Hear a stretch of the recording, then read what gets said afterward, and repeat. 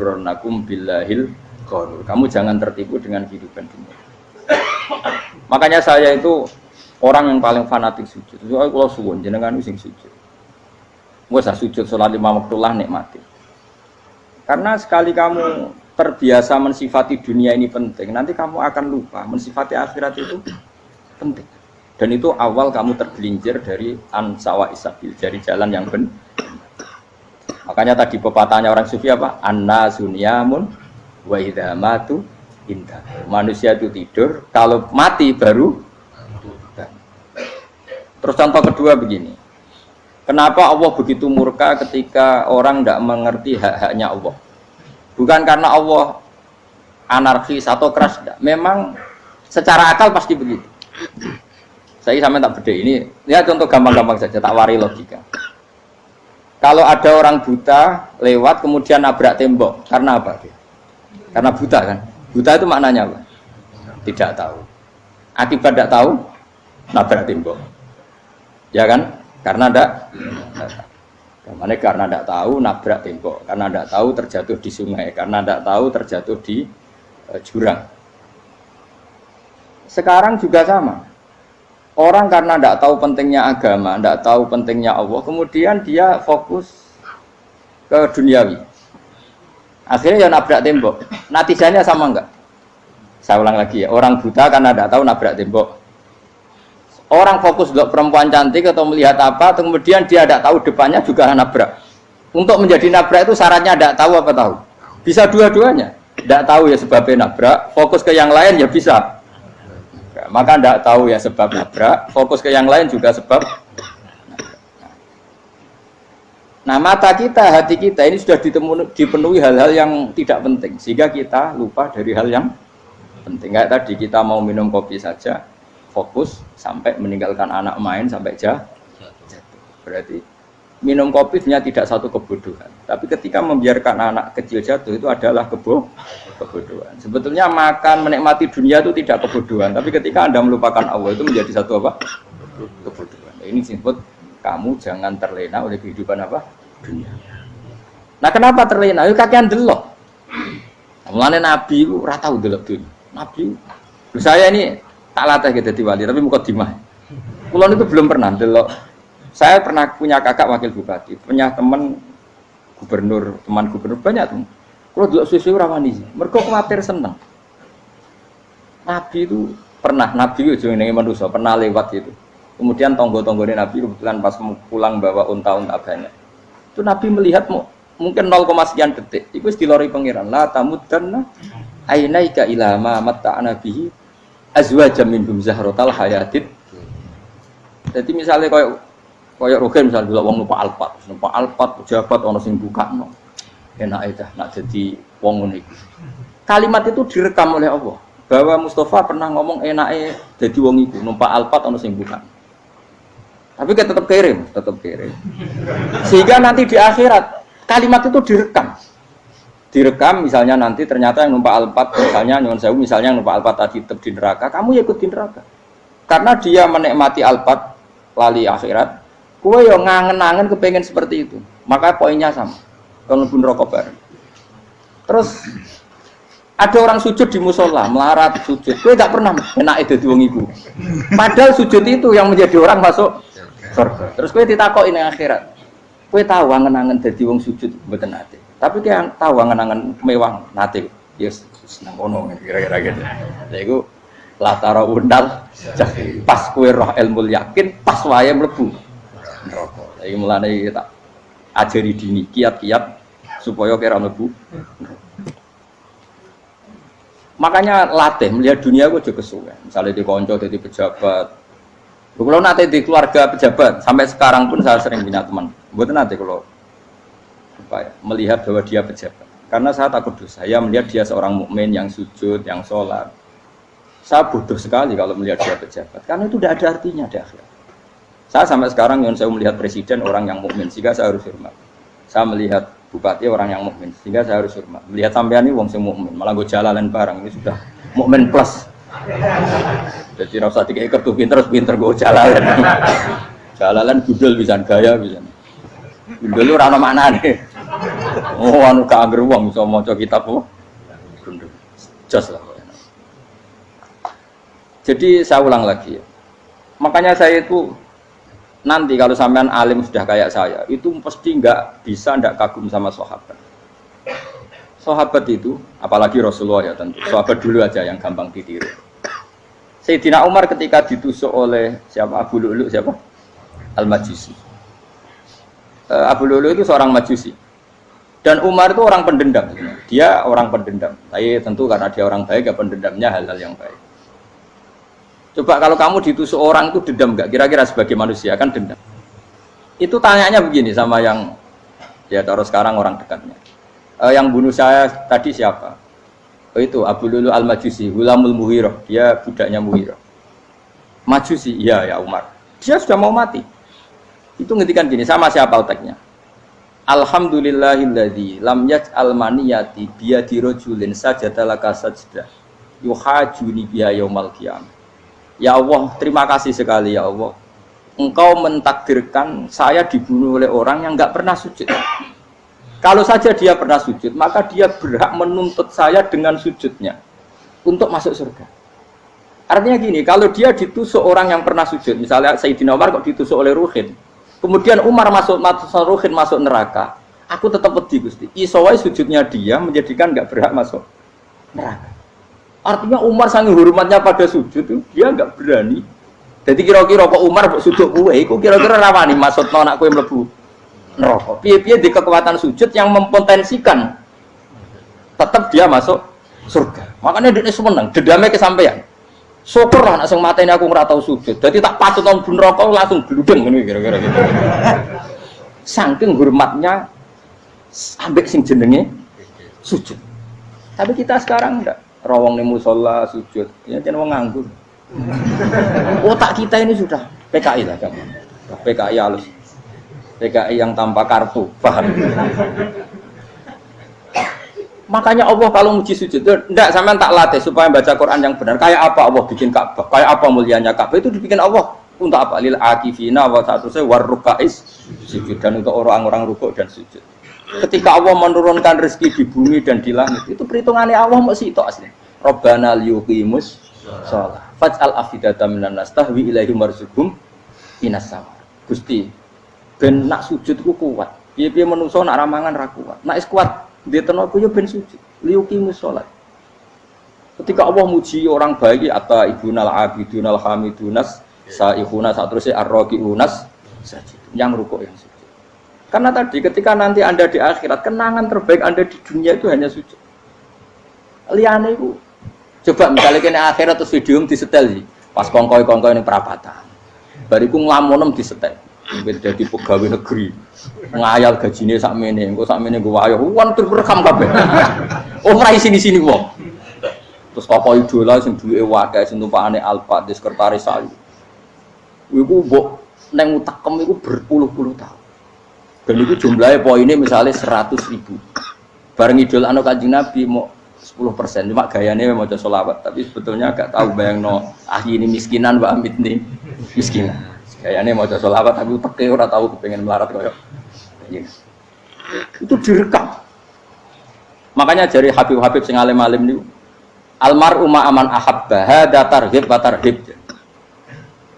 Kita ini kan sering dimotivasi mubalek itu kan saya naik dewi nang, pokoknya seneng Nabi swarga.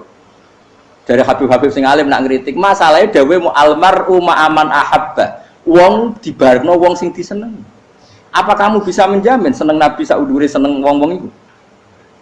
Jangan-jangan kita lebih berkeinginan seperti orang tertentu yang kaya raya, yang terkenal, yang hebat. Meskipun kue oleh sana muni seneng Kanjeng Nabi. Jangan-jangan status cinta kita terbukti ke orang itu. Iya toh, misalnya gambarnya pasang neng kamar, puas, partai, uang, kuasa. Terus, kue nyumbang masjid nyuwun sewu mau 50.000, tapi bareng nyumbang untuk kemenangan orang itu 10 juta. Nyebut uang itu satu hari 100 kali, nyebut Nabi pendak sholat. Bareng dihitung, dipoling mbek malaikat, disurvei buat dipoling orang pokoknya. Dengan cara begini, status senangnya orang ini ke siapa? Ya, ono pengajian sholawatan nyumbang 50.000, nanggo pemenangan 1 juta. Diundang hayya ala sholah mlaku ngenteni komat. Tapi nak diundang acara kampanye teko ngarep sedurunge 2 jam. Dari sekian di polling, terus kadar cintamu ke siapa coba? Dari sekian indikator misal cara polling.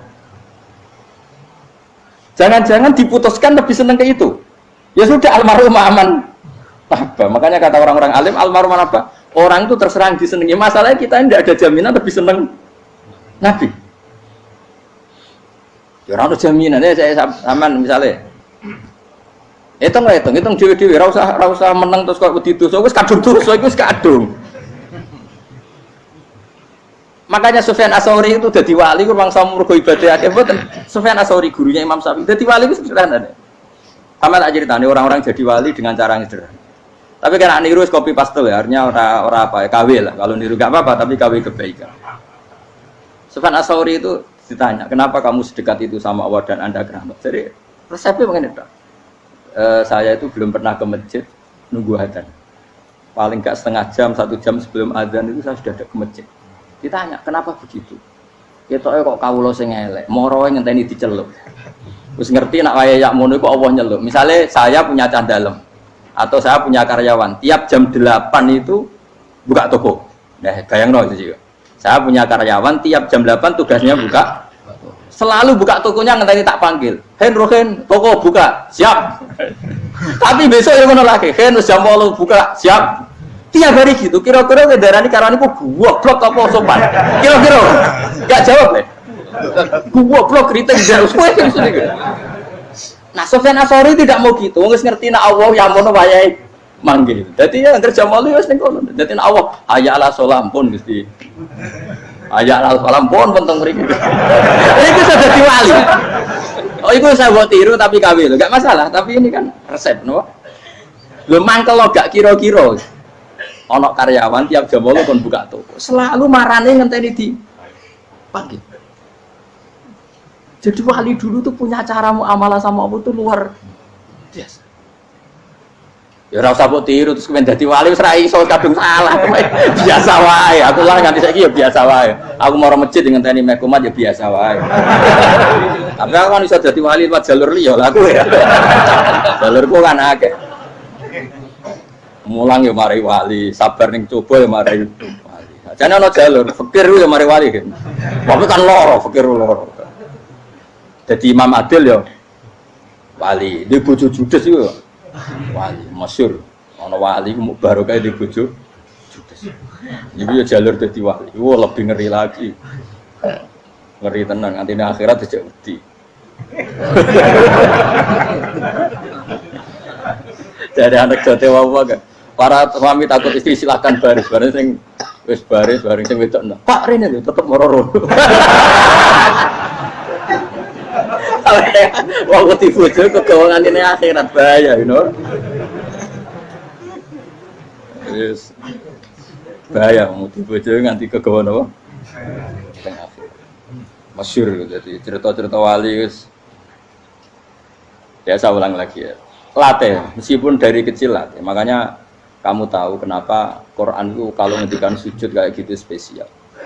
Balillah fa'bud wa kum minas syakirin. Jadi meskipun kita di dunia umumnya orang saya makan, saya minum. Saya juga punya istri, punya keluarga, punya apa. Tapi saya belum pernah melihat anak saya itu sebagai anak saya. Saya kalau melihat anak saya ini teman sujud saya, nanti yang meneruskan sujud saya. Saya tenan kulon bolak-balik ditanya istri saya dan agak-agak marah. Gus Pak, kenapa kamu hormat sama anak sampai gitu? Kalau nanti manja gimana? Kalau terlalu manja, saya bilang itu udah anak saya.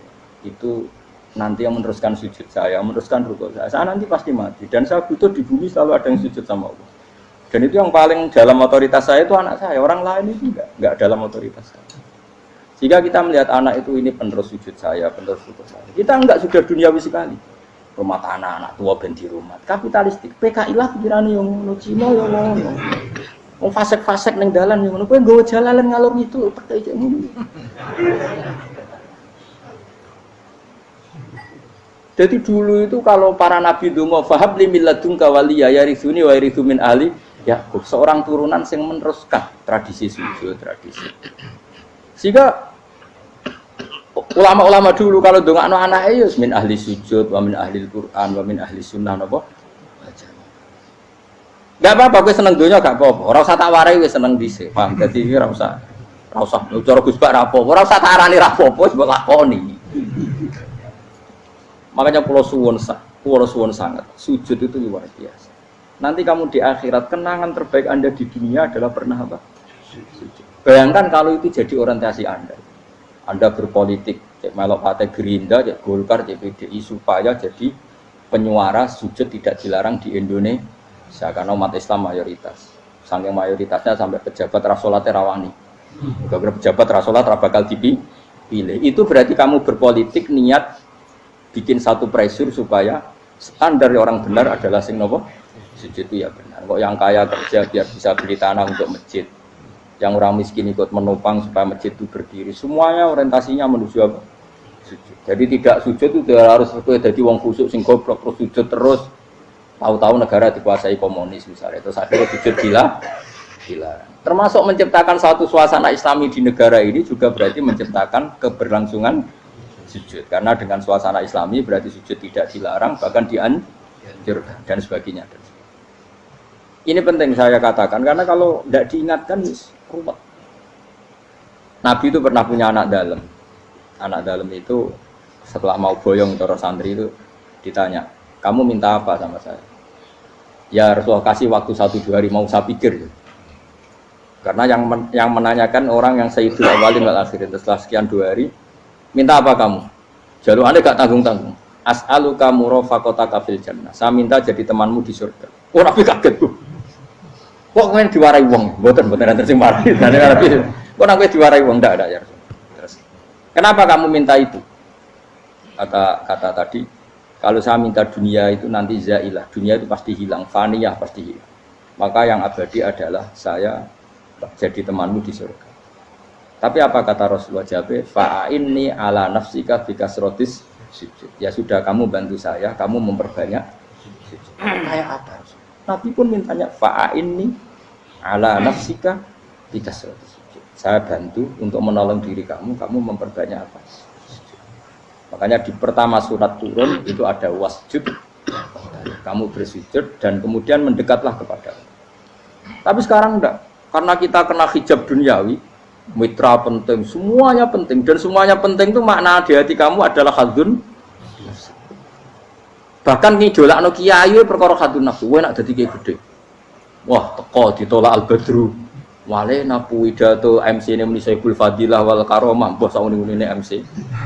Bariku disangoni dihormat. Tekan muji ulama wae dari segi dun. Ya, bariku iso wayo akeh macam-macam. Utek nek selek, tekan muji ulama wis dari segi. Makanya saya ini termasuk ulama, kalau kan saya ngebis biasa. Kalau jarang kerja di panggungnya, seneng dulu. Supaya semua ulama udah dipandang secara apa? Dunia. Saya sampai sekarang ngedus anak kalau biasa. Teng pasar gitu biasa, kalau marung teng pasar mangan gitu biasa. Nak seneng kalau ben atas nama wong alim karena apa? Kalau kita terlalu menikmati dunia, lama-lama orang seneng ulama juga dari sisi dunia. Keren, jadi kiai teko disualami dicucupi munggah. Ya enggak apa-apa itu enggak dosa sebenarnya, tapi takut saya utek elek-elek ini ngejolakno perkara duniawi, show-nya itu lho, Pak. Jadi ngene tak pikir teko ngaji bar wis warmu paham karepmu ora karepmu. Mulan ngarep ngaji karepmu.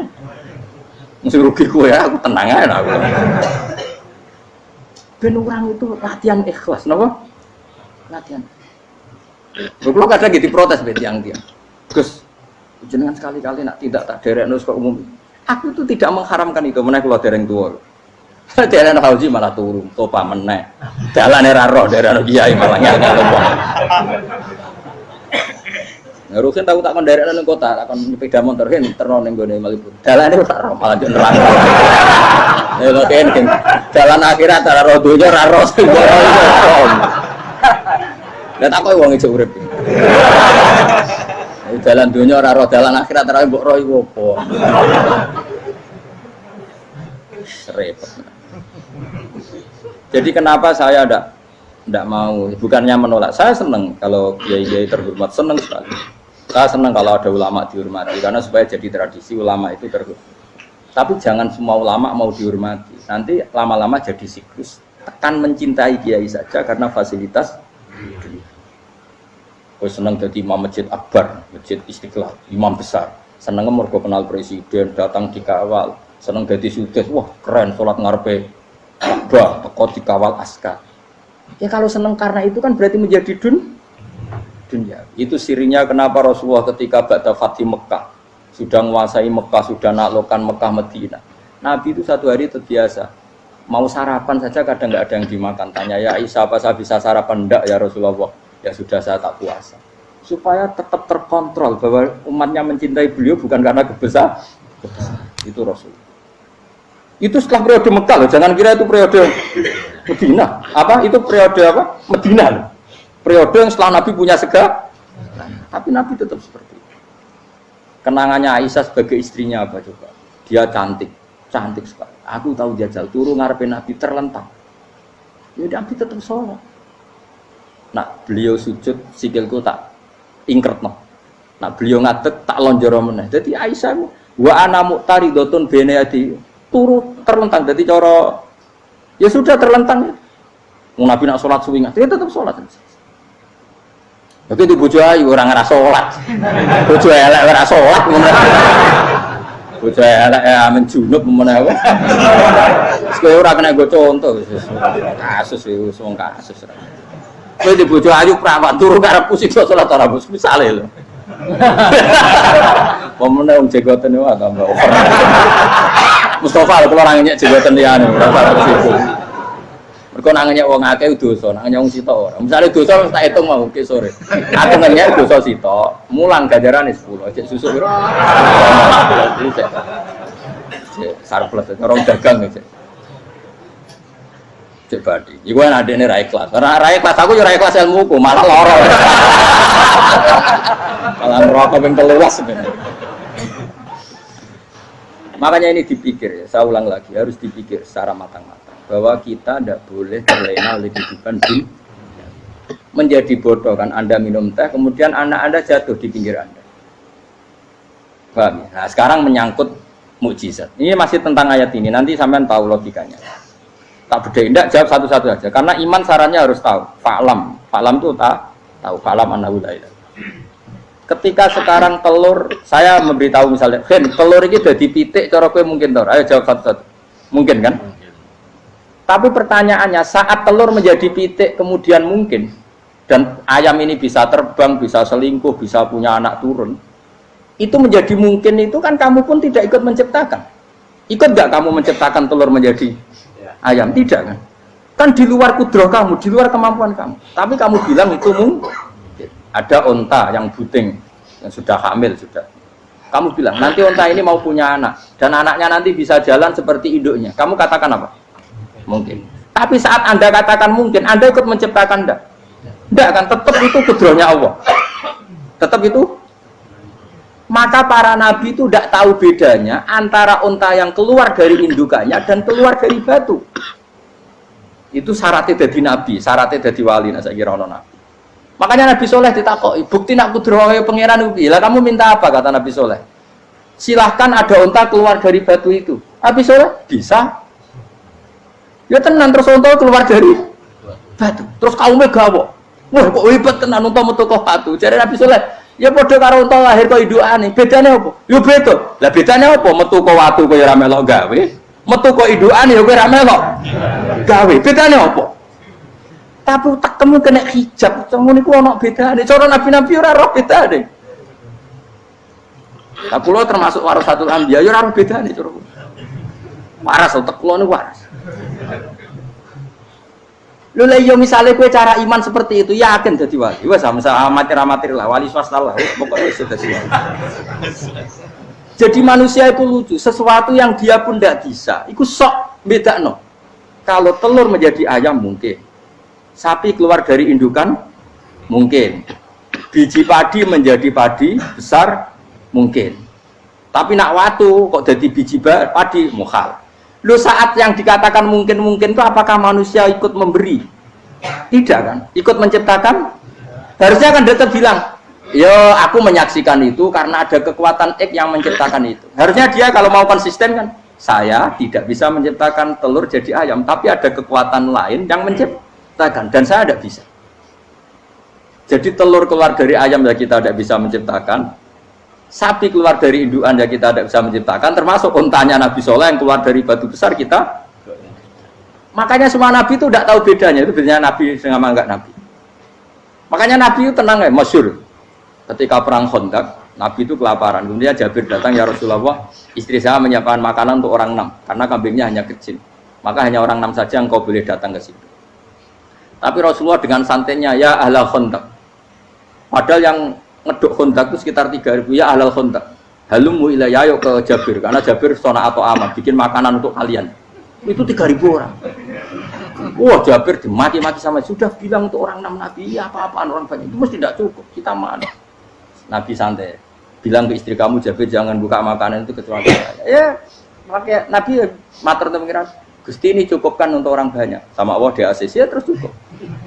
Karena bagi Nabi tahu betul. Sekarang ketika beras menjadi beras, apa dalam kudrah kamu, dalam kemampuan kamu, enggak kan? Ketika sistem tubuh kita makan kemudian jadi kenyang, apa dalam kemampuan kamu? Kue muni mangan maknane sego bolebokno mulut, terus kue darani punya kemampuan makan. Apa setelah itu kamu mengendalikan sistem saraf kita, sistem urat kita? Enggak kan? Jadi Nabi ora roh bedane, justru itu jadi Nabi. Karena dia enggak pernah terjebak, Nabi enggak pernah terjebak oleh yang dili. Makanya cara pangeran wa ma min dabatin fil ardi wala ta'iri yatiru bi janahihi illa umamun amsalukum. Ketika orang kafir minta bukti kudrohe Allah iku apa? Kayaknya Nabi itu didono manuk. Lah manuk terbang bukti kudrohe Allah. Ya biasa mat manuk terbang, wis suwe nak manuk terbang. Bukti kudrohe ning ndi? Iku tekek wis emper. Lha bukti kudrohe ya kowe ora iso gawe kan? Tapi maksudnya wong kafir bukti kudrohe pangeran ku gawe unta kok watu. Lah bedane apa mau hale unta kok watu ambek kok indukane? Bedane apa jajan? Wong ibuke unta ya ngrasa gawe. Apa ibuke unta bisa menciptakan anakan unta? Kan tidak bisa juga. Manusia juga ada. Jadi itu wis cukup jadi kudrohe. Tapi manusia angger barang sering terjadi darani mungkin. Maknane mungkin dekne sing menentukan mungkin atau tidak. Padahal zaman mungkin pun dia tidak ikut menciptakan. Ini eling. Makanya itu kenapa Allah akhirnya bikin mukjizat supaya orang itu ingat kedahsyatan kudrohe Allah. Sebetulnya mukjizat itu tidak penting. Maksudnya tidak penting tadi untuk iman sebetulnya tidak perlu mukjizat. Makanya ketika Rasulullah SAW ingin nuruti mukjizat yang diminta orang kafir, Allah malah ngelingno inna fi khalqis samawati wal ardi wakhtilafil laili wan nar. Sajane ana langit, bumi, ada lautan, ada apa sudah bukti kudrohe. Nah sekarang mukjizat kok ngenteni unta keluar dari apa tadi? Batu, ngenteni Nabi Soleh. Lautan merah diseblak tongkatnya Nabi Musa terus terbelah. Itu dari mukjizat. Kalau itu maknanya mukjizat karena manusia tidak mampu, apa manusia mampu bikin lautan? Kan tidak mampu juga. Kenapa itu tidak dikatakan mukjizat? Lagi-lagi karena wis kena mataul huruf. Paham jelas ya? Makanya kata Allah, saiki wong ora percaya hari kebangkitan. Alasannya masa manusia jadi tanah menjadi manusia? Memangnya manusia yang sekarang hidup itu dari apa coba? Sengke nado melok pilek, pilpres, melok dukung mendukung itu memangnya dari apa coba? Dari tanah kan? Mestinya hari kebangkitan sejati ya sekarang ini orang-orang dari tanah sekarang berkeliaran ini ono sugo jalalan ngalor ngidul maknani. Iku yo kok lemah. Kemudian setelah jadi tanah mati, orang engkar. Wah ini nggak mungkin jadi manusia lagi. Padahal zaman sekarang jadi manusia itu karena kudrohnya manusia apa karena Allah? Karena Allah. Dan manusia sekarang dari tanah apa enggak? Dari tanah. Harusnya ya berpikir seperti itu. Kalau kudrohnya Allah bisa menjadikan manusia sebanyak ini dari tanah, tentu Allah tetap mampu nanti setelah jadi tanah menjadi manusia. Itu malah kula nu wedi urip nggih wedi tenan. Karena tadi dari hidup menjadi tidak tahu. Annasun wa idza matu tidak tahu. Kita semua hanya tidur, setelah mati baru karena baru tersadar. Makanya analogi itu penting, kias itu penting. Ya saya beri contoh berkali-kali saya menyontohkan. Sampean tak warai hujah ulama. Nanti pasti sampean taslim itu pasti nyerah. Kalau kamu disebut jeleknya oleh orang lain, kamu mangkel nggak? mangkel kan. Itu Imam Ghazali gini, kamu tak kasih resep supaya kalau ada orang mengingatkan kejelekan kamu itu tidak mangkel. Apa itu resepnya? Misalnya gini, di baju saya ini, inna fi thawbika akroban wa hayatan. Di baju kamu itu ada kalajengking yang berbisa atau ada ular yang berbisa. Ada orang mengingatkan itu. Kamu terima kasih apa enggak? Terima kasih. Karena ada sesuatu yang bahaya di diri kamu, diingatkan, dan karena diingatkan itu Anda terus bisa menghilangkan sesuatu yang bahaya tadi. Sekarang kamu punya sifat hasud, sifat dengki, sifat riya, sifat-sifat yang buruk. Itu sesuatu yang mencelakakan kamu di akhirat. Kemudian ada orang mengingatkan itu, harusnya kan kamu matur nuwun karena sifat yang buruk kamu diingatkan, kemudian kamu berusaha Wong diingatkan ada kalajengking yang hanya madorot di badan kamu saja kamu terima kasih. Ini diingatkan ada hasud dengki yang madorotnya dunia akhir, kamu tidak terima kasih. Jadi itu ulama dulu. Jadi kalau bikin hujah itu gampang sekali. Jika ulama dulu kalau berdebat kemudian diingatkan temannya, kalau dia salah misalnya, itu ya tenang saja.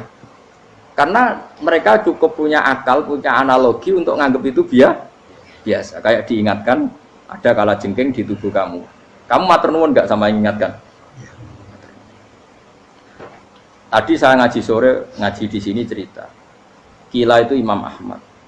Itu mudah mereka iman sama Allah dan Rasul. Maka yu'minu billahi wal yaumil akhir falyukrim apa? Jaru. Kalau kamu iman sama Allah dan Rasul maka muliakan tetangga. Itu ada seorang ulama dipanggil tetangganya, ayo ke rumah saya. Setelah sampai, dah pulang saya tidak jadi butuh. Sampai di rumahnya dipanggil lagi. Ke situ lagi, dah pulang lagi saya sampai 3 kali. Itu si ulamanya senyum-senyum santai. Ketika pemuda tadi insaf dan minta maaf, kenapa Pak Ulama kamu kok tenang saja? Jawabannya enggak. Kata Rasulullah, saya disuruh hormat tetangga. Saya senang sekali bisa melakukan perintah Rasulullah. Jadi saya nurut kamu itu tidak ada urusannya dengan kamu karena perintahnya Rasulullah. Nangis pemuda tadi. Kalau kita kan enggak, gengsi dong, giambar. Ini kan kita gayanya mulai sunnah Rasul, tapi uteknya itu jihadun nafsi. Nah kalau kamu sudah gitu, tak daftar udah wali, bawa KPU-nya oleh nyetujui bawa kapan, raro tapi daftar. Saya ulang lagi, jadi kamu harus terbiasa dengan kias yang diajarkan Quran ya. Jadi ketika bibijian jadi pohon besar, itu pun kamu katakan mungkin. Padahal ketika kamu katakan mungkin, kamu pun tidak ikut menumbuhkan bibijian jadi pohon asam yang besar. Itu menunjukkan kudrohnya Allah. Artinya sebetulnya kamu hidup semuanya itu hanya menyaksikan kudrohnya Allah tanpa kamu memberi kontribusi. Kenapa kamu yang menentukan mohal dan tidak mau? Harusnya mau taslim menyerahkan diri nak kabeh mau nyakseni kekuasaane Allah. Itu sing dimaksud Quran apa ya tanazzalul amru bainahunna lita'lamu annallaha ala kulli syai'in qadir wa annallaha qad ahata bi kulli syai'in ilma. Alam raya dibikin variasi kayak gini mau tujuannya Allah supaya kalian menyaksikan kemampuannya. Warna jelas ya. Makanya ketika ada pangeran, ketika bumi yang sudah mati tak hidupkan dengan hujan, begitulah kadzalikan nusyur. Ya kira-kira seperti itu proses sesuatu yang mati menjadi hidup lagi. Jangan lupa untuk tinggalkan komentar Anda dan klik like jika kalian suka. Silahkan share dan bagikan ke teman-teman Anda. Untuk berlangganan kami, silahkan klik subscribe channel Ngaji Kiai. Assalamualaikum warahmatullahi wabarakatuh.